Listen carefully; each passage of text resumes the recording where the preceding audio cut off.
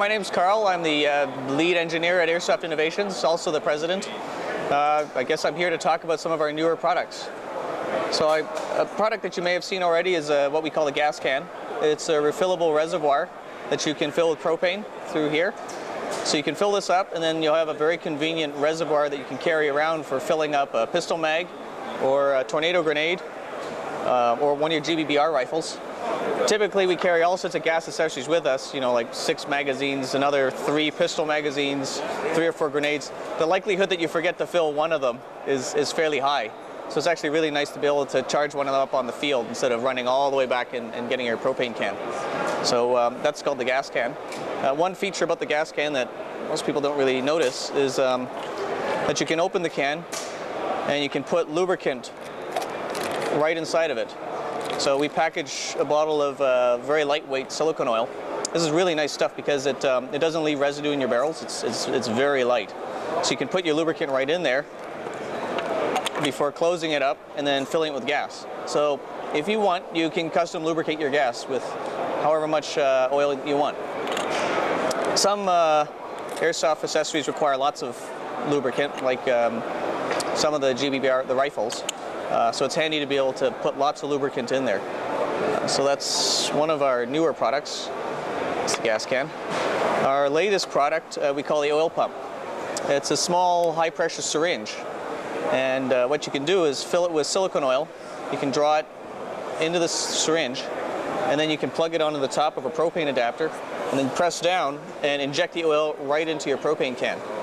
So if you want to pre-lubricate all your gas for everything you're going to use afterwards, you can shoot it right into the your Coleman can. After you lubricate your gas, though, you should put one of our tags onto the neck of it, because once you've lubricated this gas, you really shouldn't be using it as a combustible fuel for your camp stoves and your cigarette lighters and stuff like that. So mark it immediately.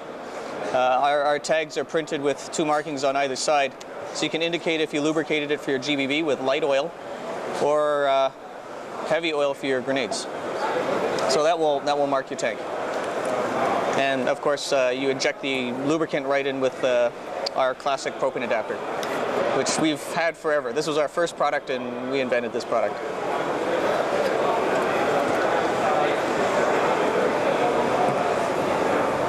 Our other line of products is our grenades, which is kind of our flagship product. Our grenades fire 200 pellets. They're reusable, and they eject the pellets either on a timer.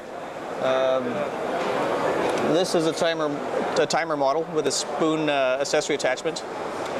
So you pull the pin, and as long as you're holding down the spoon, the timer will not start. But when you throw it, the spoon comes off and then starts the timer. You can adjust the timer between 1.5 and 3 seconds, depending on how you flip this part.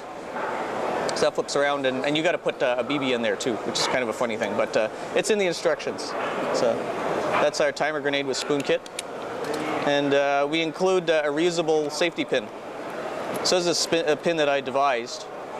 When the hook here is latched over, the device is really locked out. You can't pull this pin out, and it certainly won't fall out on its own. When you're ready to throw it, you can arm the pin by unhooking that. And when it's unhooked, it's still retained. The pin won't fall out, but a twist will move that part out of the way, and then you can draw it. So a twist in either direction makes that pin removable. So I went through this design process because cotter pins are not very reusable.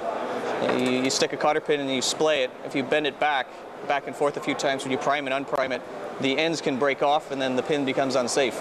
So I designed a reusable safe pin for airsofters because, you know, we want to be able to reuse our stuff.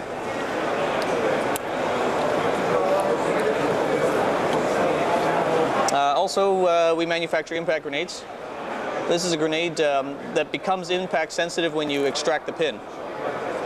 It's not a timer, so once this is all loaded up and set, when you pull the pin, this becomes sensitive to impact. So you can yank this out, and as soon as it hits something, like carpet, wall, you can throw this right at a wall and make it blow up at the wall, which is kind of neat, and it will go off right away. It's kind of neat because you can't react to it. A timer, it's bouncing around the floor. You have a moment to kick it back out, dive on it. This is very difficult to react to. But the timer, what you can do is you can bounce it around a corner, which is tactically useful as well. You can't bounce these around corners. You need to expose yourself to line of sight and then lob it to where you want it. Very sensitive. A 1-inch drop onto concrete will set this off, but once the pin is extracted, you can shake it a lot and it won't go off. The inertia the inertia you impart when you shake it is very different from an impact. So we went through a lot of trouble to get that trigger just right. And this is a cutaway model of the impact grenade. You want to see it?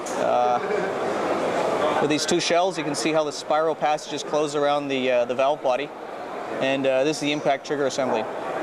So after the grenade is fired, you take this end cap off, insert the pin again, and then set your trigger bits and then close it up and then refill gas, and it's good to go. Disarming this line of grenades is really quite easy. All you do is you pop this bottom cap off, and when this cap is off, gas will not enter the passages and eject pellets. So it's very clear whether this is armed or disarmed. So when you go into the safe zone, pop these off, and you can't hurt anyone with it. So that's our current line of products. I continue to develop new products. We're working on a shotgun currently. We're very happy with it. The current breech design shoots 16 pellets at up to 360 feet per second. So I think that works out to 120 meters per second, roughly.